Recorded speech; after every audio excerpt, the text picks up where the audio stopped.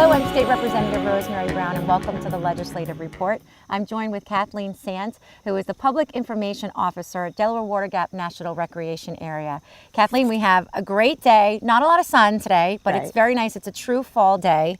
So we're here at the Smithfield launch, and we have a lot to talk about today because we're talking about everything in the park, anything and everything, what's new at the park, some of the trails, and you are the expert because we get so much from you out into the public, and you're the person who's sending out all the information on the park and taking care of everything. So we're hoping that you can help the viewers today learn a little bit more about the park, especially as being a local. Sure, I hope so. We're going to take a hike on the McDade Trail today, which is very accessible to everybody who lives in the area. There are 15 different access points, so we'll talk a little bit about what the trail is like, where you can get on the trail, some information that you might need to know to plan for a great visit to the park, and we'll see what else comes up.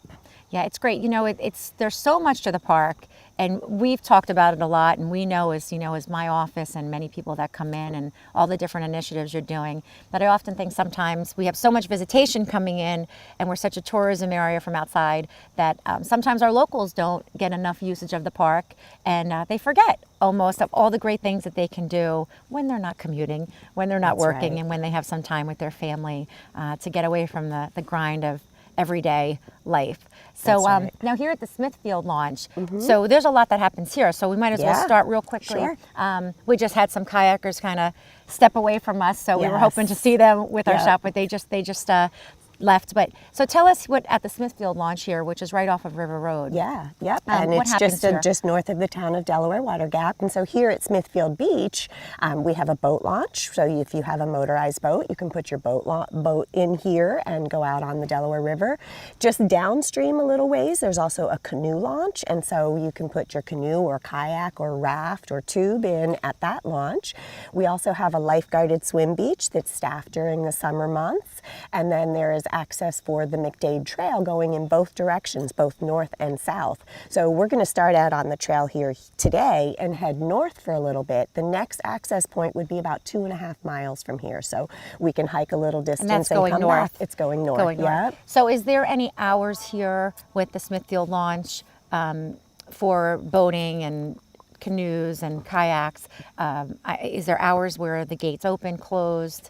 There are hours of operation, and I am actually drawing a blank. That's okay, because we're going to sit down. We're going to sit down in a Excellent. little bit when we come back from our walk through the trail a little bit. We're going to sit down and go through the map, go through some of the locations, go through some of the specifics, so we can look more at that in detail. Yes, but thank you. Yeah, well, listen, that happens all the time because, well, first of all, they change probably too. They do, based on the seasonally, seasons because of the daylight and the nighttime. So just to make sure that people do know what their availability is to come through. Yes. So and there's a lot a great of times, photo op of that up on the bulletin board too. Great. That's So the guys. the boat launch here, you can do kayaks and you can do canoes from the Smithfield, or you can't.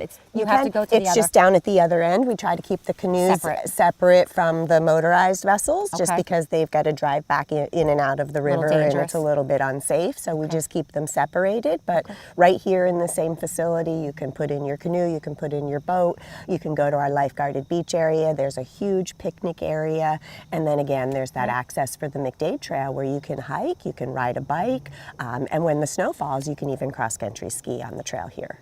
Now that's great too, because I haven't heard a lot about that. Yeah. So that's something neat, especially as we're in our fall. And so depending on when we air this coming into the winter time, that's always something that's not always brought up as much as well. Yep, it's a great spot. We think a lot of downhill skiing when we think of the Pocono Mountains, but here in the park we have some great cross-country ski opportunities too, that's a great especially the McDade Trail. Great. So the pricing, and that might be something we have to look at the brochure as well, but there is a small minimal fee for parking, boat launch, that type of thing. There is a fee to use this site. It's $10 a day per car. That's up to 7 people in your car.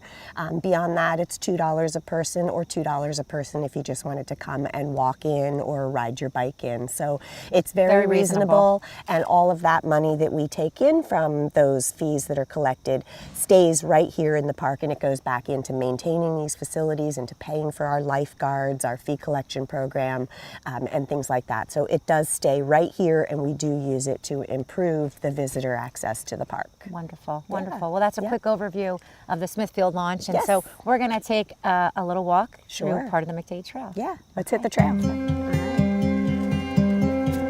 So this is right off of the Smithfield launch. Yes. The start.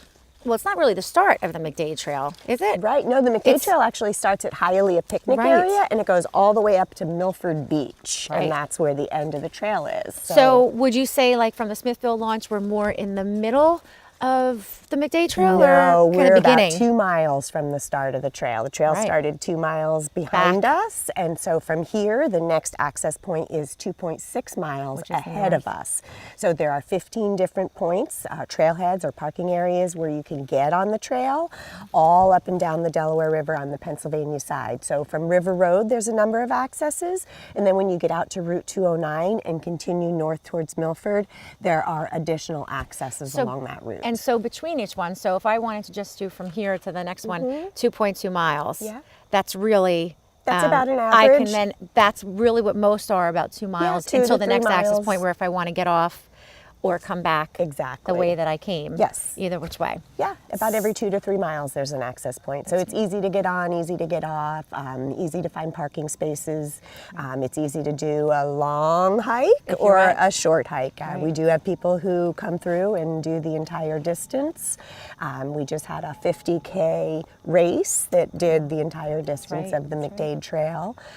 But most people just pick a section and do a section. It's a great spot for a hike with your family, a great place to bring friends if they're visiting from outside of the area, so you can show them the amazing places that we have right here in our backyard, right in your district. Right, that you can go. Now, so the width of this trail right here, is this what you'll see mostly throughout the McDade Trail, or will it narrow out?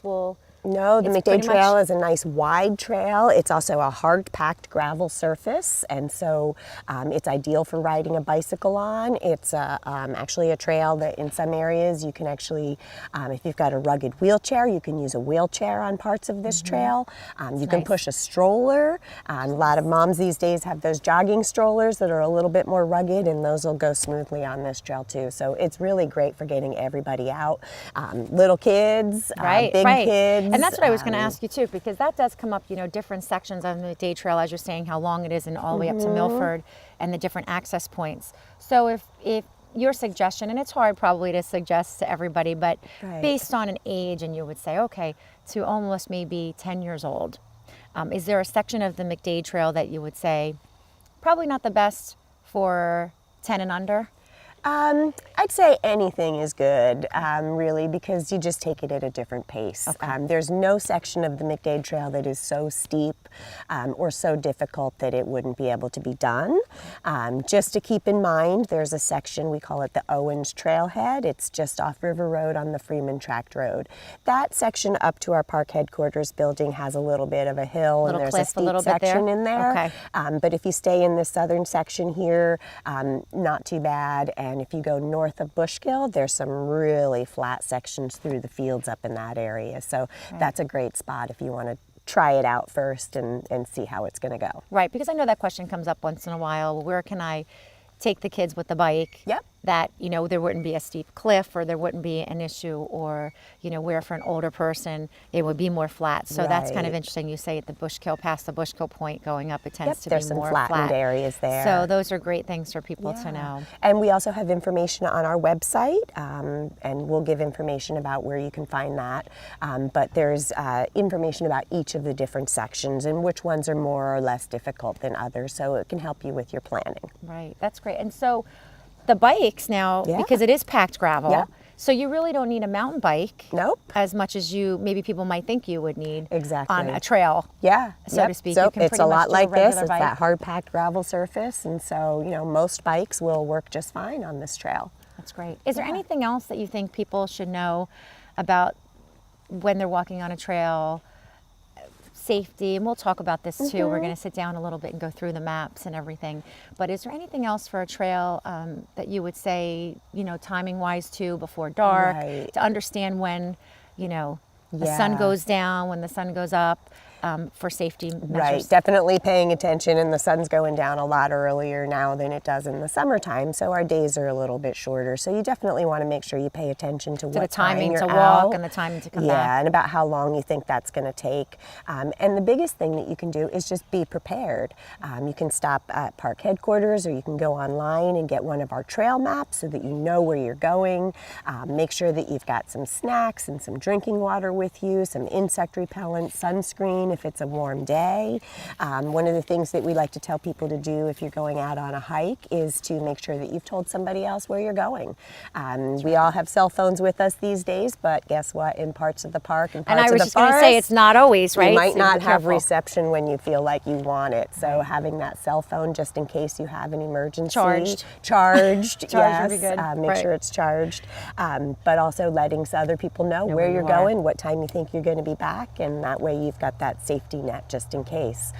You also want to pay attention to what season it is. During the fall, it's often hunting season, and so today I've got a little bit of bright orange, but it's a good idea during the fall to make sure that you've got some hunter orange or some bright orange, whether that's a safety vest or some bandanas, especially if you're walking pets as well, Right. to make sure that you've got that orange on you just so that you're that much more visible. Right. And listen, talk about that. Talk about the hunting and the whole aspect of that, park, no park, private property, you know what I mean? Like, so how would people understand that a little bit about the hunting? Hunting is allowed in most areas of the National Recreation Area, except for our safety zones. So just like anywhere else, there's a safety zone around any of our occupied buildings and occupied structures.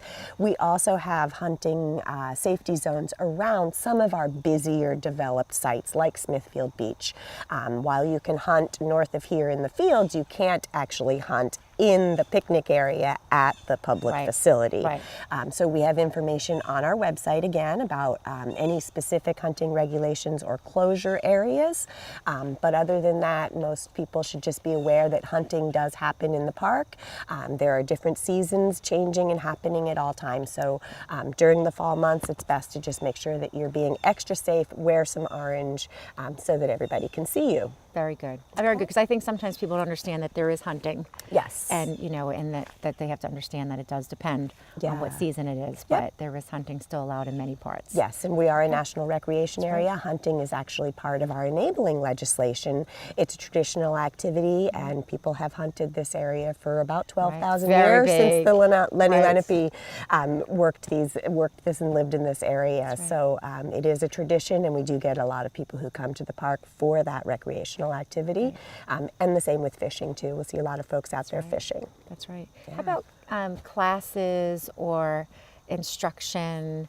Is there anything that the park does with that for fishing and fly fishing and is there any instruction, or is that more something that would be done outside the park usually? Most of that is done outside of the park, although we do offer a variety of programs, a lot of programs for kids. We do fishing days in the summer months. And our partners, Pocono Environmental Education Center, Mohican Outdoor Center, and some of those others really do some good classes in outdoor skills, outdoor living, sustainable living, how to use your national parks, and in safety. So I recommend checking out some of those partner organizations. And then you do your special days and things like that to Yep, help and they also support it. host some great special events, and they're all nonprofits that really work to bring people into the park and help them connect with our resources. Great. Well, listen, I think this is a very good start. At least it shows people, the width of the path. Yeah. And so if they haven't been on the path yet, the McDade, you hear it all the time, and people say, I have to get up there, I have to, Yes. utilize it, I have to take my family there. But sometimes I think the mentality is what does it look like? Is it a narrow little trail? Yeah, no, it's a Is nice, it- wide, comfortable trail. Yeah, You and can it's all wonderful. walk side by side. Right, right. You don't have to worry Safe. that somebody's going to push you off of a cliff or anything like that, Right. because it's got lots of room. Right. And again, this hard-packed gravel surface that makes walking easy. You don't have a whole lot of hills to climb, and the surface is really nice for walking. Right. Good way to get everybody into getting their Fitbit steps and Absolutely, everything else, and yeah. get some time away from all the technology Yep. and everything walking as well. and rolling too, because again, you can take your bike on this trail too. That's right. So. That's right. yeah. Well, this is a great start, and I think we're going to sit down a little bit. Yeah. look at the maps and talk about some safety measures a little bit more, Yes. and a little bit more about the park's initiative. Yes, we always want to make Right. sure that everybody is safe when they come out to the park. Great. So we're going to take a break, and we'll be right back with the legislative report.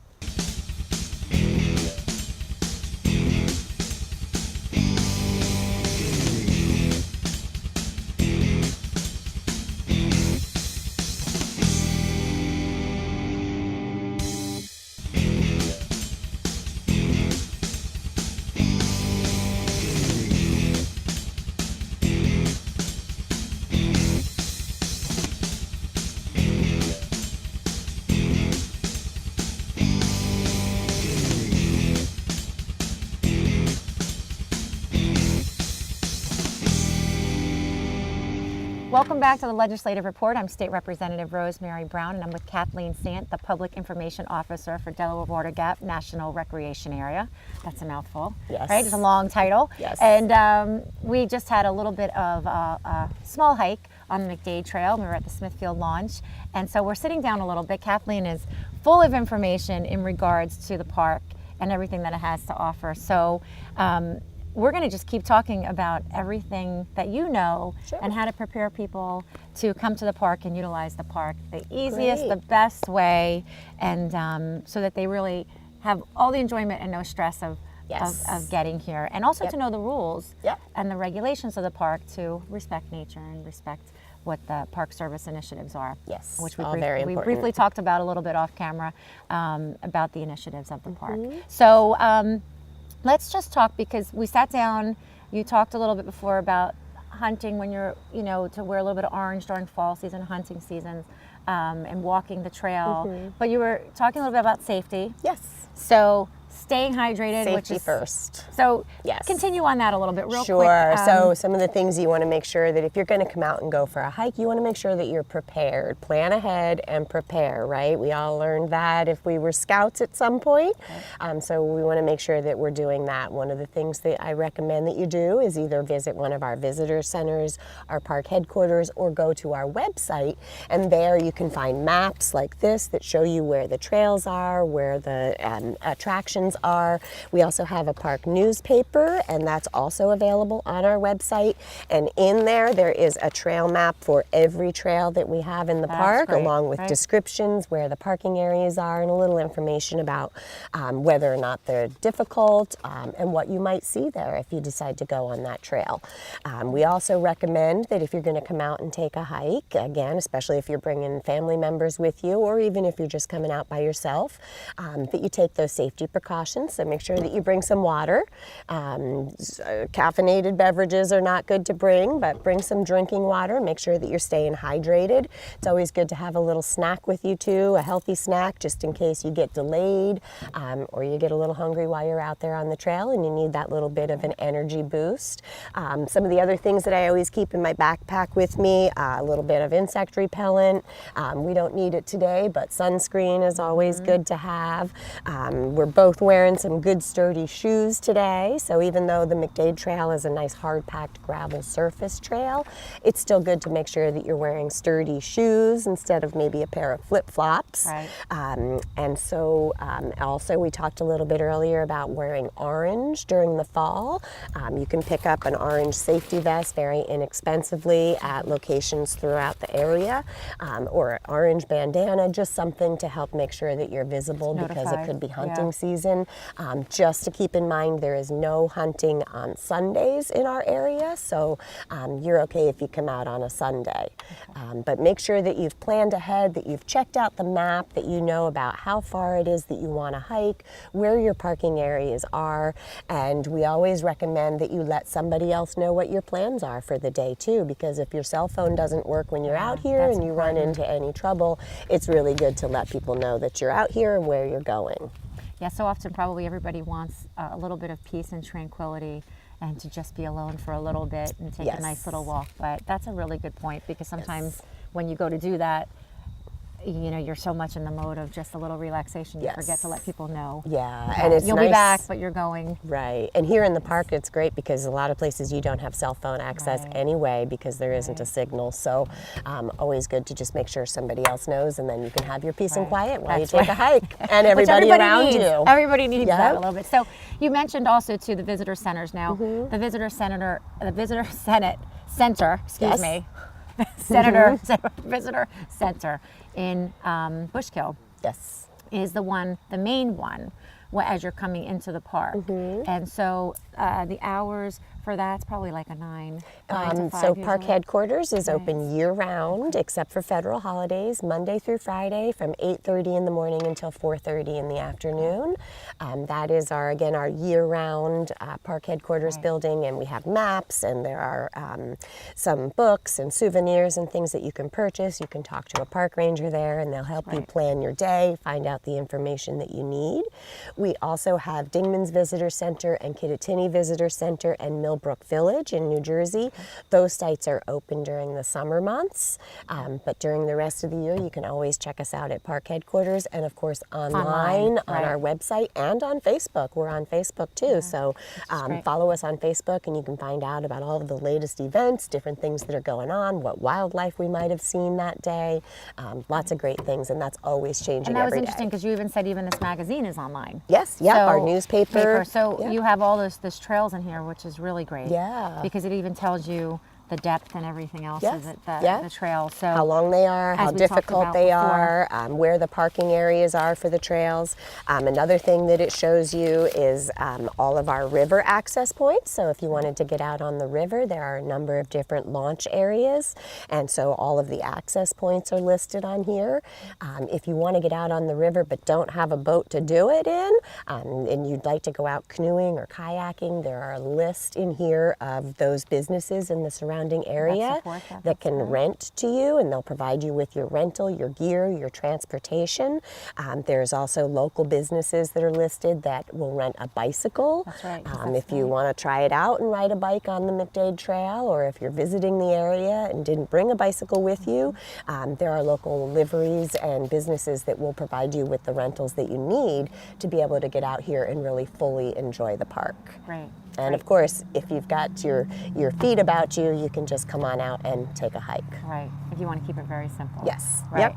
So you also mentioned that cross-country skiing and snowshoes, which I really, when you said that before, really was almost an alert to me because I was never thinking of the park as having that. And so that's really dependent on how much snow we get, Correct. which, you know, give or take on a certain time frame. We had a couple big snowstorms last year. Right. But so you'd have to have a pretty decent amount. But talk about that a little bit. Yeah, so Delaware Water Gap National Recreation Area is a 4-season park. There are things to do here outdoors year-round, no matter what the season is.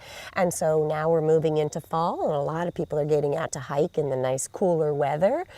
But as we head into winter and that snow begins to fall, we get a lot of visitors who actually come out to go cross-country skiing or snowshoeing on several of our trails. The McDade Trail, being that hard-packed gravel surface and being relatively flat in a lot of locations, is an ideal one to come out and put your cross-country skis on and ski for a little while. Or, as I said, cross-country skiing and snowshoeing. Snowshoes have changed a lot since we from were what you younger. think of it as, Yes, right. from your traditional snowshoe, Right. and they've gotten much more lightweight. They're more accessible, they're more flexible, and they're more widely available. So a lot of people are getting those snowshoes, and that's enabling them to really get out and explore some of our trails during the winter months after the snow has fallen, when the crowds are all gone and some of the natural resources are absolutely at their most beautiful. So 4 seasons, you can come on out and enjoy the park anytime. No, it's great, and it really is a reminder of everything that you can do here, you know, each season. So you also, I mean, we wanted to talk a little bit about the National Geographic initiative here and what's been happening. So with the geotourism, and so help everybody understand this a little bit, because this started, I think it was about 2 years. About 2 years ago. We were working with National Geographic and the National Parks Conservation Association. They're a nonprofit organization that supports advocacy for the national parks. And so we partnered with those organizations, and what we did was establish the Scenic Wild Delaware River Geotourism Initiative. And it's an initiative that doesn't just cover this park, but it covers several different national parks, including the Upper Delaware Scenic and Recreational River and the Lower Delaware River, and this section of the park. And it's focused around the Delaware River, and any business or agency that's within a 30-minute drive of the Delaware River is welcome to get involved with this initiative and get to be part of our website and map guide. So using this map guide, and we have about 600 different entries and businesses that are participating right now, using the map guide online, you can actually go and find out all kinds of great things that there are to do, not just in the park, but in the surrounding region. It covers 9 counties in New York, New Jersey, and Pennsylvania. And again, the river is the keystone. The river is the central point, and then anything up and around everything it that radiates around it. And so all of those different things that there are to do, whether it's coming for a couple days and looking for places to eat and places to stay, festivals, events, you can go online and make a trip plan, or you can take the advice from one of our contributors and use one of the already prepared trip plans. Which is great. Yep, which is great. We've got it all worked out for you. There's itineraries, there's maps, there's information about all of the different great things that there are to do. We're looking for small businesses, downtowns, main streets, places where there are really exciting, authentic experiences that really explain what this area is all about, and the diversity of resources, cultural and natural, that bring people to our fantastic region. So I would encourage people to check out the Scenic Wild Delaware River Map Guide website online as well, and start planning some trips. Yeah, that's amazing. I didn't know that they had the pre-chosen trips, you know, as well as, hey, you can make your own trip, but then there's also some suggested. So that's pretty nice. Yep. I know our tourism website in Pennsylvania had a few of those listed as well. Yeah. And, you know, so it's interesting to see, because for the person who just wants a quick getaway, yes, and say, well, how can I do this quick? Oh, here's a trip already, and here's for the family, boom, boom, boom, and this is what we're going to do. And the great great thing about this website is that it's actually those business owners and those people that are there on the ground that are developing the content. And so you're hearing from local voices, from local people, about what they would recommend in their backyards for you to do, whether you live here or you're visiting the area. And I guarantee if you check out the website, you'll find some very cool places in your own backyard that you didn't even know know about, that you're like, I have to go see and do this. And while you're there, it will also show you what else is in the surrounding area. And so through that, you can develop your trip plans, or again, take the advice from somebody who's already put one together and see what they've put together for you. Yeah, now, so, and I've known about this, and, you know, we've had some meetings on it and the information on it, but I actually have not gone onto the site yet. So I am going to go onto this site, and I'm going to see. Plan your next family trip through the Poconos. So right here in the backyard. And, right in your district. Yeah, that's so nice. And, and the show goes so fast, Kathleen. So just before we close out, because even though a lot of the local people are watching, there's still a lot of campers and a lot of, you know, people that like to maybe leave their house and do an overnight, and all depending on the weather. That's also listed in here too, for camping and for how they can utilize the park for that too. Yep, it's on the Scenic Wild Delaware River website, and it's also on the park website. We'll make sure that you have all of that information so that you can have all of that right at your fingertips. 4 million visitors a year right here to Delaware Water Gap National Recreation Area, and those visitors are coming, and they're also spending time and money in our surrounding communities. So this project has enabled us all to work together to better the region. It's truly a gem in our backyard, and we say that all the time, but unless you've really utilized the park or really taken advantage of how beautiful it is, you have to realize it more. So we did the show to try to make sure our local people really understand how to use the park, know the resources that are out there to get to know the park even better. So don't just drive by it, don't just know it's there, but hopefully they will enjoy it. So Kathleen, thank you again for your time with us and giving us a quick quick view of the park. Thanks for coming out. You know, not everybody gets to have a national park in their backyard, right. but we do. That's so right. I definitely That's want to right. encourage people to come out and enjoy it and take advantage of what's here, and then help us protect it too. That's right. the next step. That's So right. And thank sure you it for stays coming out nice. So today. thank you. It's enjoyable. It's Good. nice to be outside. Yeah, we and had a good hike. Maybe we should eat our snack now. That's right. That's right. Get out of the office for a minute or two, Yes. right? Yep. So thank you for watching the Legislative Report. If you have any questions regarding this matter, anything with the Park Service, please feel free to contact my office as well as any other state-related issue.